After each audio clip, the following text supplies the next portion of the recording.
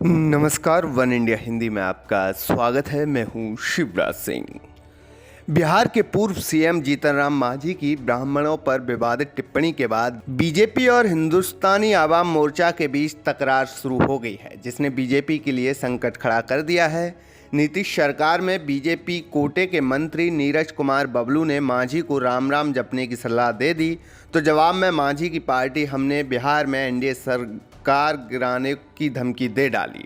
हम की इस धमकी के बाद बीजेपी बैकफुट पर आ गई है। बीजेपी ने डैमेज कंट्रोल करना शुरू कर दिया है। बीजेपी के राज्यसभा सांसद और पूर्व उप मुख्यमंत्री सुशील मोदी ने कहा कि जीतन राम मांझी सीनियर नेता हैं, उन पर घटक दलों की ओर से कोई बयानबाजी नहीं होनी चाहिए।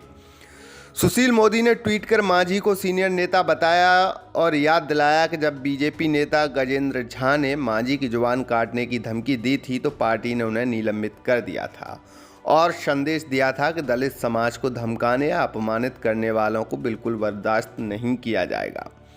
सुशील मोदी ने कहा कि जीतन राम मांझी के गाली देने के मामले को तूल दिया गया था, उस पर मांझी ने खुद माफ़ी मांग ली थी और फिर सोमवार को अपने आवास पर ब्राह्मणों को सम्मान दिया, भोजन कराया, जिसके बाद ये पूरा मामला बंद हो जाना चाहिए। दरअसल ब्राह्मणों को गाली देने और फिर डैमेज कंट्रोल के रूप में जब मांझी सोमवार को ब्राह्मण भोज करा रहे थे, उसी वक्त बीजेपी नेता और मंत्री नीरज कुमार बबलू ने मांझी पर हमला बोल दिया। उन्होंने कहा कि नीतीश कुमार ने जीतन राम मांझी को मुख्यमंत्री बनाया, मगर ऐसा लगता है कि मांझी पर अब उम्र का दुष्प्रभाव होने लगा है, इस वजह से भी ऐसे बयान दे रहे हैं। उनका बेटा मंत्री है, उन्हें इस तरह के बयान देने से बचना चाहिए। मांझी को राजनीति से संन्यास लेकर राम राम जपना चाहिए। नीरज बबलू के इस बयान के बाद मांझी की पार्टी हम आग बबूला हो गई। हमने अपने 4 विधायकों के सहयोग से चलने वाली नीतीश कुमार सरकार को गिरा देने की धमकी दे दी।